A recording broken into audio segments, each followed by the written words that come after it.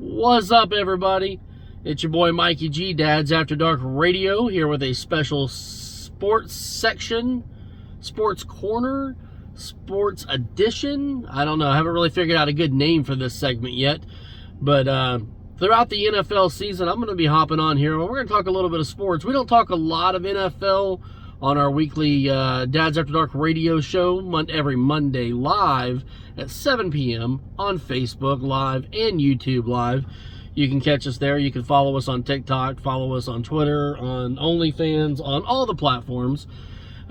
Regardless, though, I'm going to be coming on here and I'm going to talk a little bit of sports with you guys throughout the year. And we're going to do some short little segments. And we're going to start today. I want to talk a little bit about the Chiefs and the Lions last night. For those that follow, they know that I picked the Lions to win that game last night. That being said, the Chiefs should have won that game. That was a pretty pathetic performance by the Chiefs. They were the better team, still lost that game due to some things that were outside of the control of Patrick Mahomes.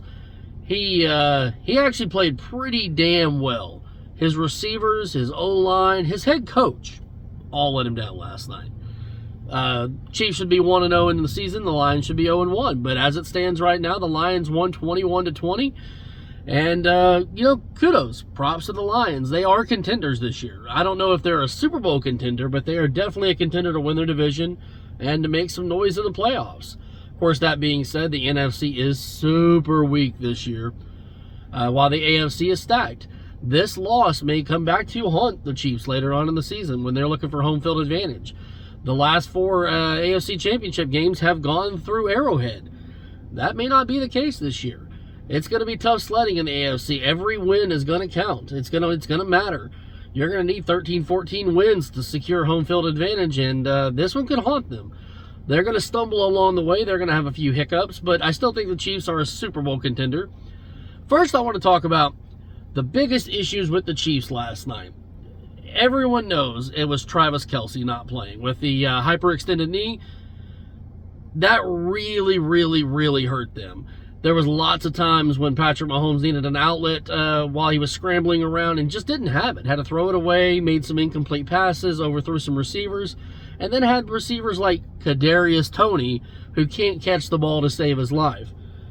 Had he made those couple catches that Patrick Mahomes put in his hands, the Chiefs run away with that game. It's not even close.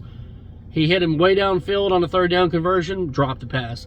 Hit him another time, right in the hands, bounced off his hands, went to a Detroit Lions player, Brian Branch out of Alabama, rookie safety.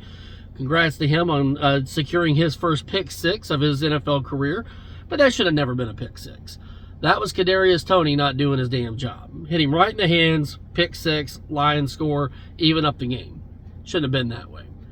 But I want to talk about some of the shortcomings of the Chiefs last night, specifically Andy Reid. Andy Reid has some questions to answer after last night.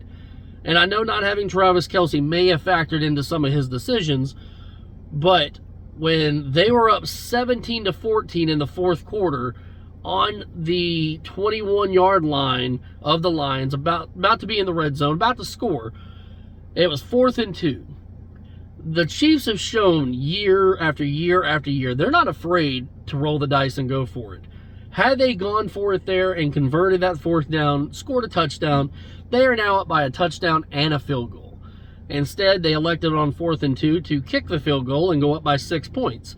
That's the smart, that's the conservative, that's the reasonable thing to do. That's not Andy Reid. Again, had Travis Kelce played in that game, I think you would have seen the Chiefs go for that on 4th and 2. And they would have come up with some sort of option route for Travis Kelce to run there. They would have converted that. They'd have won the game. But as it stands, Andy Reid played it way too safe there, went for the field goal, went up by 6. It was 20-14 at that point. The Lions turned around, marched right down the field, and did what they should have been doing all game long. They relied on their offensive line and their running game. The Lions have a really, really good offensive line. They've got promising running backs, and David Montgomery, who they picked up from the Bears. and Jahmyr Gibbs, who they drafted in the first round. They relied heavily on them on that drive, went down there, ran it down the Chiefs' throats, who were without Chris Jones, their star defensive tackle, who is currently a holdout, and they marched it right down the field and went up 21-20, and that ended up being the final score of the game. Now, that being said, that drive right there, if I'm Chris Jones, who was actually in attendance, sitting in the stands for the banner raising for the Super Bowl last year, kudos to him for doing that. He didn't have to do that. Showed up to the game, sat in the stands, watched them raise the banner. He still wants to be part of the team, even though he's a holdout. They're about $5 or $6 million apart, the last I heard.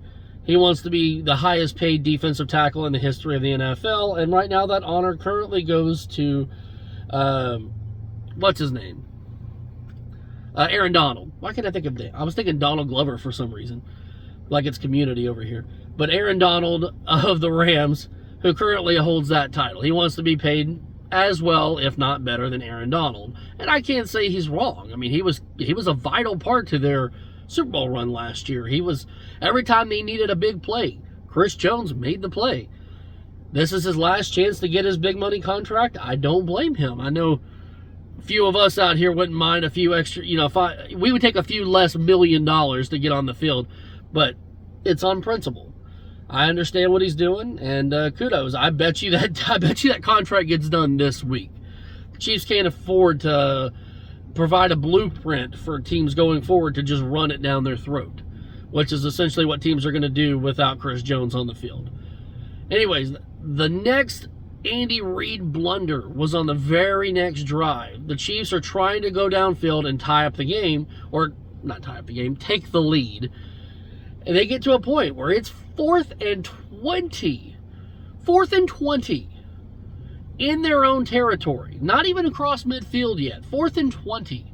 And the Chiefs elect to go for it. They run the play. They get a holding penalty. It pushes them back. Next thing you know, it was 4th and 15. Now it's 4th and 25. 4th and 25. And the Chiefs are still going to go for it instead of electing to punt it with essentially what would be 4 timeouts. They had 3 timeouts of their own. They had the 2-minute warning, which would have acted as a 4th timeout. That shows how little confidence Andy Reid had in his defense at that moment to make a stop, especially against the Lions run game, who had just shown that they could march it right down your throat without Chris Jones in the lineup. So Andy Reid decided to go for it there on 4th and 25.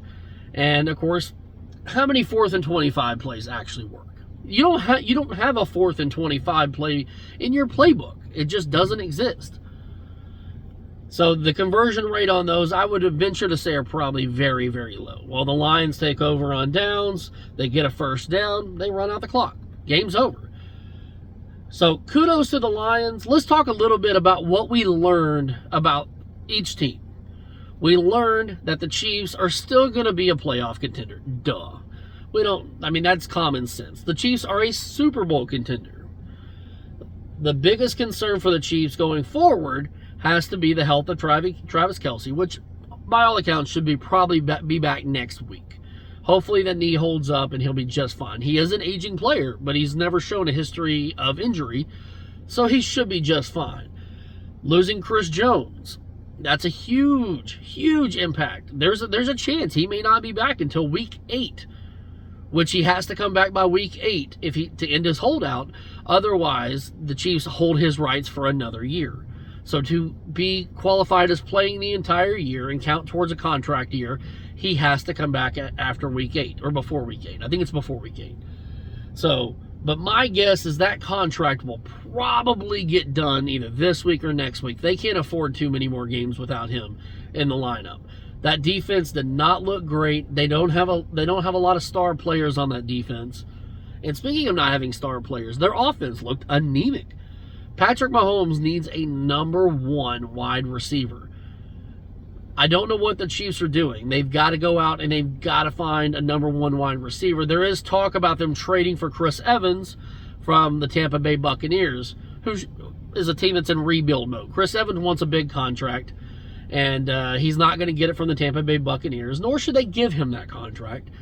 The Chiefs might be willing to give him a 3 or 4 year extension with some incentives and some big money, or they could just trade for him this year and rent the player for 1 year and then try to find a number 1 wide receiver in free agency or the draft next year. Either way, the Chiefs have got to find that go-to receiver. After losing Tyreek Hill 2 seasons ago, and then even McCole Hardman last year was a big receiver who is now currently with Aaron Rodgers and the Jets. They need that guy. Kadarius Toney is not that guy. I think that was pretty damn evident after last night's game. But what we learned about the Chiefs, we learned they're going to be okay. They're going to be competitive. They're going to be fine. But until they secure some of these pieces, there's going to be a lot of close games with the Chiefs this year. They're going to find ways to win. They're probably a 10, 11, 12 win team, but they're going to be way more competitive in games than they should have to be. With one of the greatest quarterbacks of all time in Patrick Mahomes, get the guy some help. Come on. What we learned about the Detroit Lions, they are a contender in the NFC North, and they are a contender in the NFC, period. The main players in the NFC this year are Cowboys, Philadelphia Eagles, maybe the Giants, 49ers, but that's about it. The NFC is super weak this year. This is a perfect opportunity for a team like the Detroit Lions to come on strong. Something that I learned about the Detroit Lions last night is that Jared Goff, while he may be a fine quarterback, he'll get you where you want to go. He's not going to win the game for you. He is not an elite quarterback. But I don't know that you need an elite quarterback. As long as you can rely on that running game, which they did in the second half, to go up and take the lead, that should be the blueprint for the Lions going forward. They should be a run-based team. They have one of the best offensive lines and a really, really good running back tandem. Rely heavily on that. That's what I learned about the Lions. If they rely on their running game and Jared Goff makes just enough plays, they're going to win a lot of football games this year. They're going to be competitive in literally every football game this year, and a lot of that has to do with their defense. Their defensive line and their defensive secondary is no joke. They've got great pass rushers on the edge. Hutchinson is, that dude is a beast. He's got a motor on him. And then in that secondary, they made some really good additions in the offseason, and their secondary played pretty well last night. So they will be in contention. What the other things that we learned about the Lions is that their coach, Dan Campbell, is not afraid to roll the dice. He did a fake punt inside his own 30-yard line to start the game. He knew going against a team like the Chiefs, you're going to have to steal a possession or two to have a shot. And that's exactly what he did. He went for it on a 4th down. He is not afraid to roll the dice. Now, granted, the 4th down conversion didn't work, but his team loves that. When you do stuff like that, your team will rally behind you, and they see that you're trying to win the game and you're not being passive. You're not just okay being a spectator. You want to win the game. That team will rally around that. That team will be in literally almost every game this season. Now, will they win 12 games? I'm going to say probably not. I'm going to say they're in the 9 to 10 win column, but they're going to be competitive. That's what we learned about the Detroit Lions. They're going to be alive in the NFC. When all is said and done, playoffs roll around. If they're not in the playoffs at the end of the year, I will be shocked. That is a very, very solid team, top to bottom. Those are the things that I learned about last night's games, about the teams, about the Detroit Lions, the Kansas City Chiefs. Both teams are going to be playoff contenders. Both teams have a chance to go to the Super Bowl. I think the Chiefs are more of a Super Bowl favorite than I would consider the Lions at this point. But considering how weak the NFC is, sure, whatever. They're both Super Bowl contenders. So what do you guys think about my take? What did I get wrong? What did Mikey get right? What did Mikey get wrong? What am I missing? Tell me what I'm missing. I want to hear about I want to hear your feedback. Give me some feedback. Send me some questions. Let me know what you want to talk about. We're going to be doing more of these Sports Corner sections. I'm going to do another one. You're going to see another video posted probably in the next day or so. I'm going to go through the weekend. I'm going to predict all of Sunday's games and going into Monday night's games. I'd like to hear your predictions as well. Who's your favorite team? Who are you rooting for this year? Who do you think is going to win the Super Bowl? I make no qualms about it. I'm a Dolphins fan. I think if Tua stays healthy, they've got a shot. I don't consider them a Super Bowl favorite, but we'll talk about that later on. We're going to make our predictions in the next video. In the meantime, do us a favor, like, follow, subscribe to us on all the platforms, and be sure to leave comments down here. Give us some conversation, talk us, share us with your friends. Until next time, I'm Mikey G, representing Dad's After Dark Radio. Check us out Monday night. Be sure to follow the show. Be on the lookout for new merchandise coming soon. Hope you have a great day.